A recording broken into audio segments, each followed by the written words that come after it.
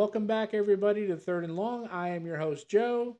We have a national championship breakdown for you today, also retouching on the semifinals.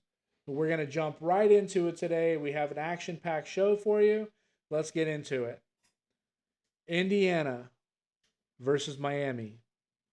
The most improbable matchup in modern college football. If any of you are going to get in here and tell me that you had these two teams picked out in your bracket, in your national championship predictions, we are going to have you investigated for time machine fraud, everything on the stage. So this is the biggest stage in the loudest city, in the home of the U. One team is built on swagger. One team is built on surgical precision. One team trying to reclaim history, and the other team trying to write it. This is the 2025 National Championship. So college football giving us something that we've never seen coming. The Hoosiers of Indiana, especially at 15-0, with the chance to be the first team to ever go 16-0, thanks to the 12-team playoff. They have become the most disciplined, the most ruthlessly disciplined, efficient team in the sport. And the Hurricanes, playing for a title in their own stadium. This is one of the most explosive rosters in America. Two completely different paths. One team is the consensus number one, widely thought to be the best team in the country. They were obviously getting into the playoff, and they got the first round bye, where Miami barely snuck into the playoff. They could have gone either way at the 11th hour. They had to wait, hold their breaths, and see if they got in. So two different paths, two different identities, one trophy. Let's start with how each team got here. Miami versus Ole Miss.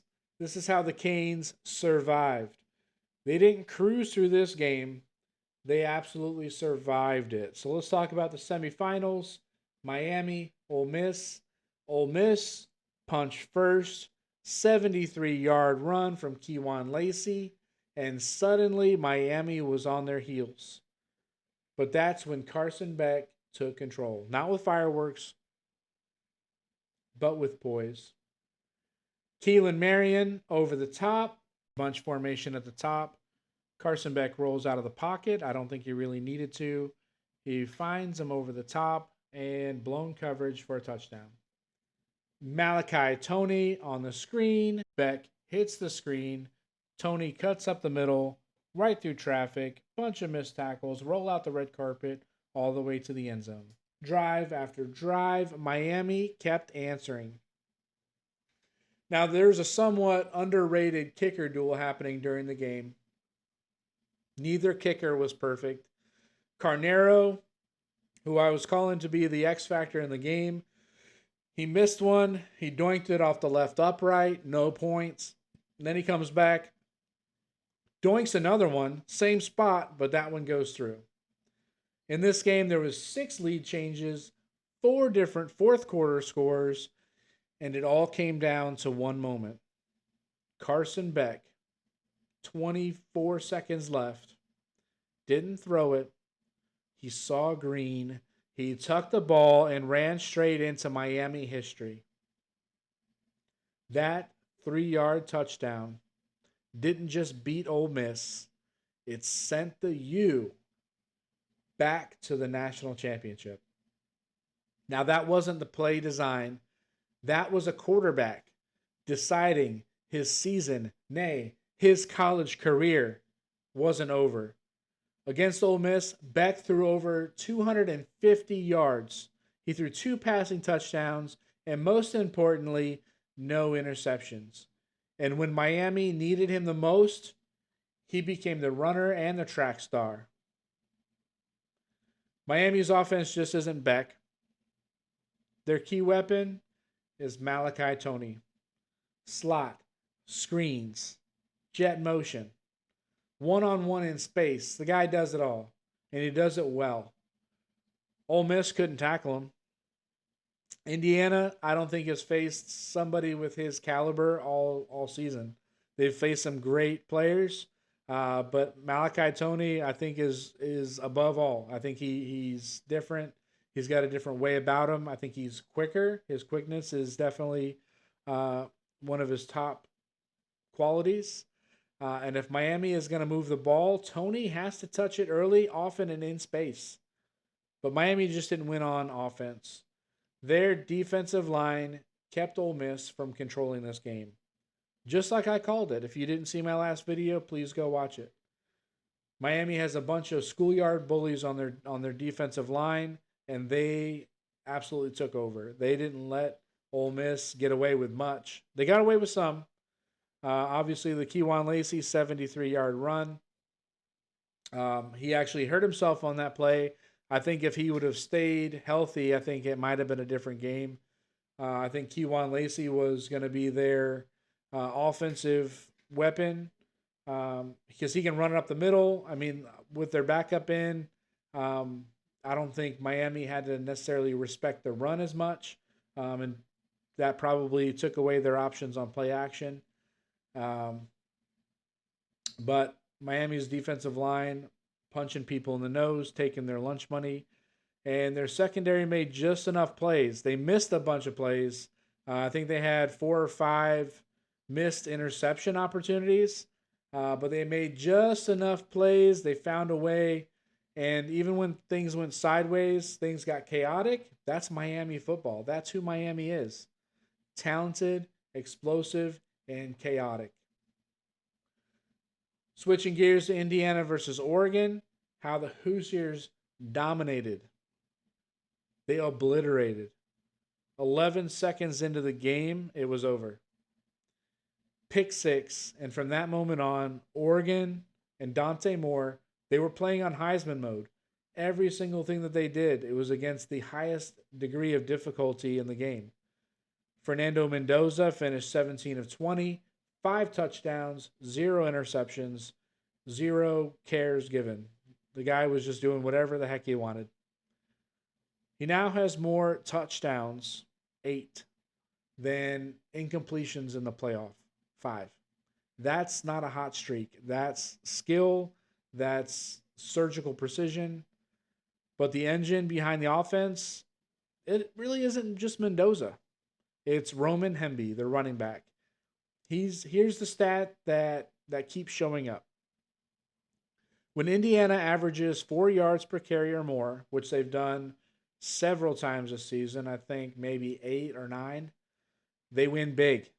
When they don't, the game is tight. That's where you got last minute games against, Penn State, low games against Ohio State where they kept it close.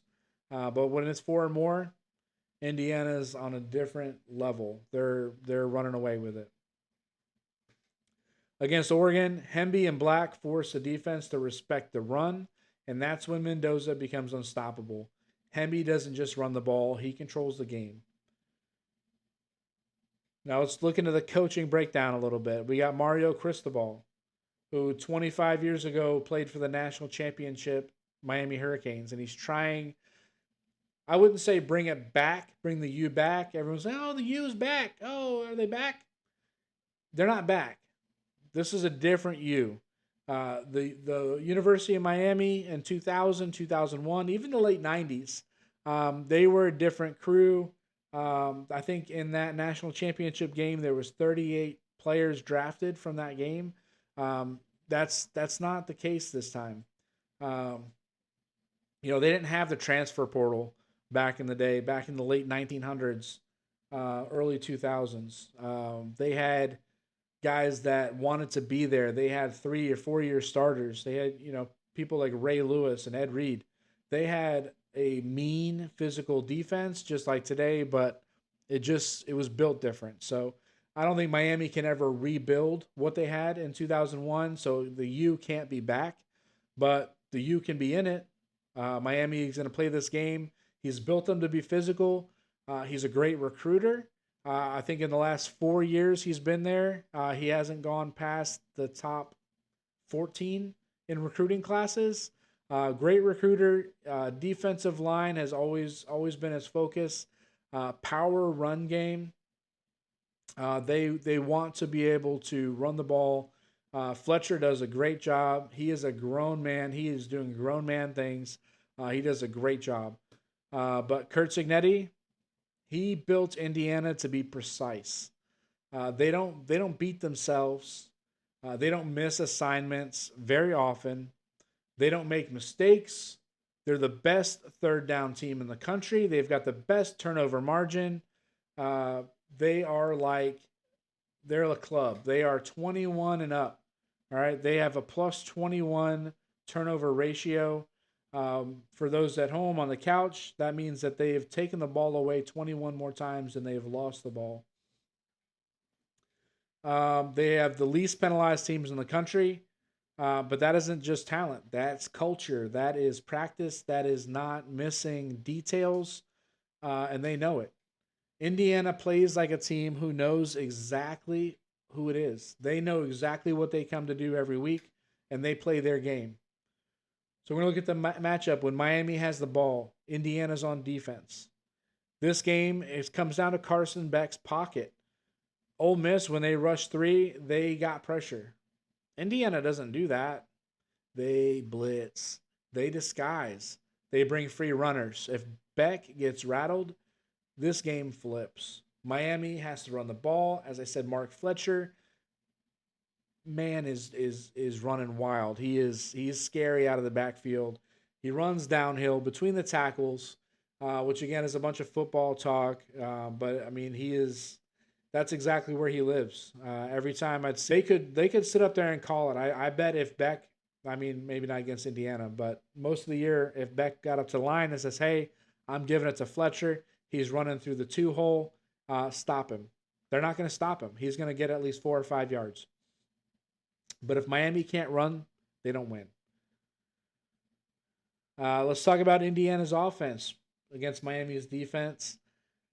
Miami's defensive line is elite. Okay, I've said that 3 times already. I'll say it 15 times because it's the most true stat that I'm going to tell you today, besides Fernando Mendoza's actual stats. But Miami's defensive line is elite, but it won't matter if Roman Hemby is getting 4 yards a carry, because once Indiana stays on schedule, that's when Mendoza becomes deadly. Indiana, they'll go to the RPO, or they'll have a call planned either way. They'll step up to the line. They'll let you decide your fate. They'll call out if you want to blitz, if you want to have one back safety, or my favorite when I'm playing NCAA, if I see a 0 blitz coming at me, I'm switching up the coverage. I'm sending someone deep because I'm trusting my receiver is going to beat their corner.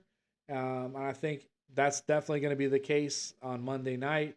I think Surratt will definitely outrun any of Miami's defenders. The guy is quick. If it's a contested catch, he's going to make it. A 50-50 ball to Surratt is more like an 80-20 ball. The guy finds the ball, he catches it. He's a red zone killer. But you got to watch Becker. I think Becker doesn't get as much credit. I think all 3 of Miami's top 3 receivers have over 600, near 700 yards receiving on the season. But Becker seems to make at least 1 or 2 big plays every game, especially in the playoff. He is making plays in some of their tight games, especially against Penn State. The guy, when he's targeted, he's going to catch the ball.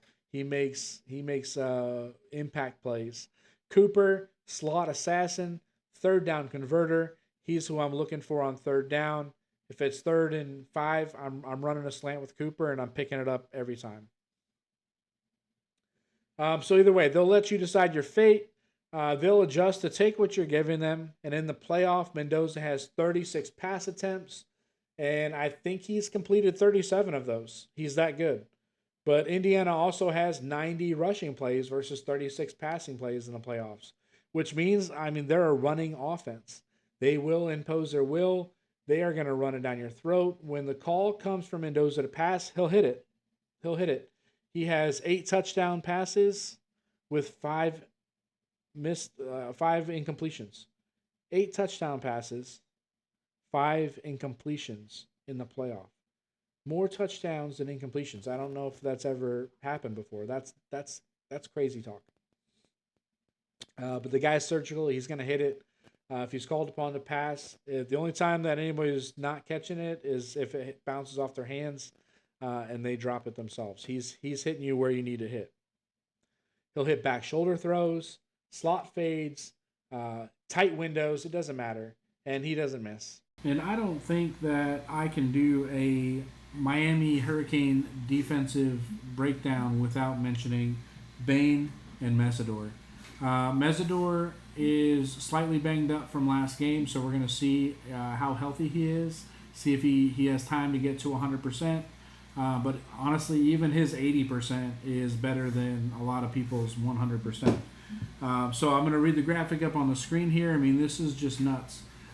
Just between the two of them, they had their first in pass rush plays. The two edges, they had 117 pressures, which puts them second in the duos. Pressure percentage, 14%. So 14% of the time that they rush in off the edge, they're applying pressure. And then 19 total sacks. That puts them tied for second place. These guys are disruptive, and they're going to do their best to get in that backfield, get Mendoza off his spot, and they will be the difference in the defense. Some keys to victory. Miami, they need to win contested catches because it's going to be tight coverage. They need to feed Malachi Toney in space, get the ball in his hands. Doesn't matter where it's at, who he's facing up against. Get Malachi Toney the ball. Run the football. Avoid penalties. Protect Carson Beck. Now, this isn't Carson Beck's first rodeo. He's been around, but you need to protect him. Don't make dumb mistakes. Don't make dumb mistakes, Miami. Indiana, they need to let Hemby control the game. Obviously, stay ahead of the chains. Again, it's hard to say. It's hard to come up with things for Indiana because they do everything right every single week. They need to force Beck into chaos, win the turnover battle, and be who they've been all year. Don't change it now. Sometimes people get themselves in trouble. They'll get into a championship situation, and then they'll completely change their offense. They think like, oh, well, they've been watching film on us. We're going to switch it up. That way they don't see it coming. Do what got you there. Okay, don't be Ohio State and change it at the last second with Ryan Day switching it up to call the plays himself instead of letting Hartline do it just because he wanted to be a big baby. And you say, oh, well, no, I'm going to let you focus on your new team. I'm going to call the plays. The dude was there. He could have called the plays, and I think with Ryan Day's ego and him switching over to call the plays, I think that definitely was the start of their downfall that game. But let's move on. We're talking championship game here. Final thought, Miami has the home field. They have the stars. They have the swagger. But Indiana has the discipline, the execution, and the best quarterback in America. This feels a little bit like old school Miami, but it doesn't feel like old school Indiana, the former losingest team in the country all time. That has better execution. It's going to be execution versus power. Precision versus chaos. And on January 19th, only one of them becomes immortal. The line right now is Indiana minus 8.5. The over-under is 47.5. This is crazy. 8.5? Miami's at home. Miami's playing hot. They have a quarterback who's 36-5 in his career. He's played more football short of Bo Nix. He's got a ton of football under his belt. He's played for conference championships. He's got 2 rings. He didn't play during those games, but he was there. He experienced it with Georgia. He's been in the playoffs before. He's been to the semifinals before. But Indiana eats crazy for breakfast. Signetti wins. Google him. Indiana covers, makes Miami regret playing them. Miami stays close for a little bit, then gives up ground and can't recover. Indiana wins one in Miami. And if you made it this far, thank you. I love you. I appreciate your support. Please subscribe, like the video, leave any comments. Tell me what you like, what you didn't like. I want to be able to make videos for you, and this helps me do that. So thank you very much. Appreciate it.